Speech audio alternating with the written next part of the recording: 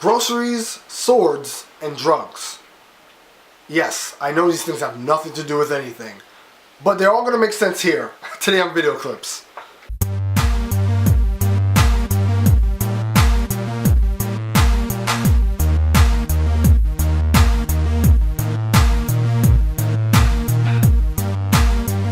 Today's September 29th, 2011.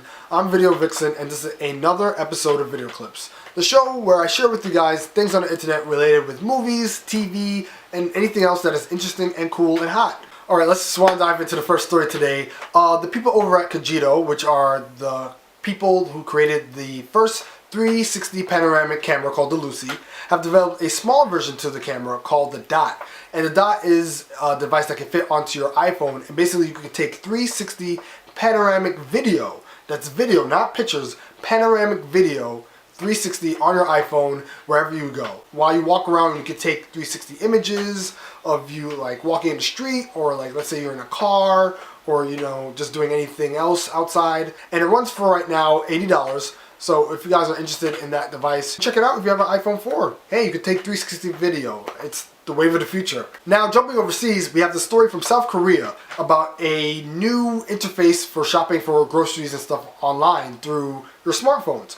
The people over at Tesco Virtual, they made this new interface where they put these panels of supermarket products and items that look like shelves on the subway walls, and what people will do is they'll take their smartphones and they'll scan the products that they wanted to shop for. And once they scan them, it goes into like an online cart that they can then pay for the items, and the items that they would scan would go straight to their house. I wish that they had something like that in the United States because it would make shopping so much easier. Wouldn't it be cool like if you could just go to like a wall display and like kind of scan something with your BlackBerry or iPhone and, you know, just buy groceries and it gets delivered to you same day?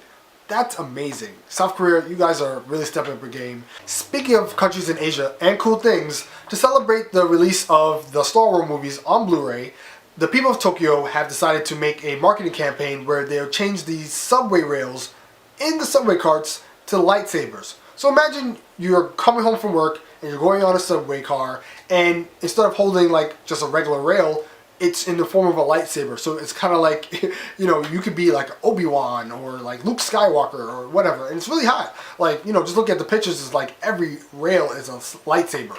I think that's every Star Wars nerd's dream of like just riding a subway with these lightsaber rails, and you can just hold on to them and they glow. It's a really cool way of promoting the new Blu-ray series of the movies. In bigger news, this past Tuesday, the first day of the trial of Conrad Murray in the case of the death of Michael Jackson happened. In the opening statements of the case, the defense claimed that Michael Jackson administered the drug propofol, which is a drug that is used for anesthesia, to himself, as well as a drug that he was currently taking for anxiety called lorazepam. And those two drugs together ultimately killed him. And they were claiming that Conrad Murray was actually trying to wean Michael Jackson off of the propofol drug because it was hurting him. On the prosecution side, they claimed that Conrad Murray was actually negligent in the care of Michael Jackson and that he administered the propofol to him, not knowing that, you know, he was definitely in a sickly state in the sense of him being hooked onto these drugs. In my opinion, I feel that both sides have valid points that they make in the sense of who's right and who's wrong, but I ultimately feel that Conrad Murray did have something to do with Michael Jackson's death, whether directly or indirectly. But the people in the case say that it all comes down to science when it comes to the amount of drugs that were administered to Michael Jackson, so it's just a matter of following those pieces and seeing who's the ultimate culprit. What do you guys think? Do you think that Conrad Murray did have something to do with his death, or that he's an innocent man? And finally, for my choices for the movies to catch this week would be 50/50, which is a movie that I got to review a couple of weeks ago on the show, as well as a new movie coming out called Take Shelter. Here's a clip of the trailer. Roll it. What's the matter with you, Curtis? It sounds like thunder. What sounds like thunder? I've been having these dreams. They always start with a kind of storm. Now, after watching this trailer, to me, this movie seems like one of those prophesizing movies like The Day After Tomorrow or Numbers, the movie with Nicolas Cage. But this one looks a little more cooler because it's just about a storm that this guy sees in his mind that's supposed to be coming. And no one knows whether to believe him or not.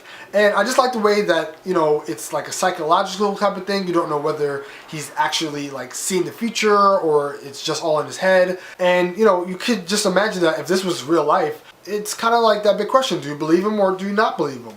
So, I'd really be interested in seeing this movie if I do get to catch it. I'd like to thank you guys for tuning in this week.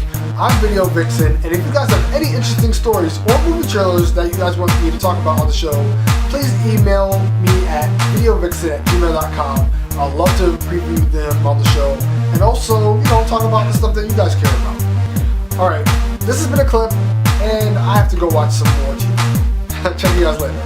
Fade out.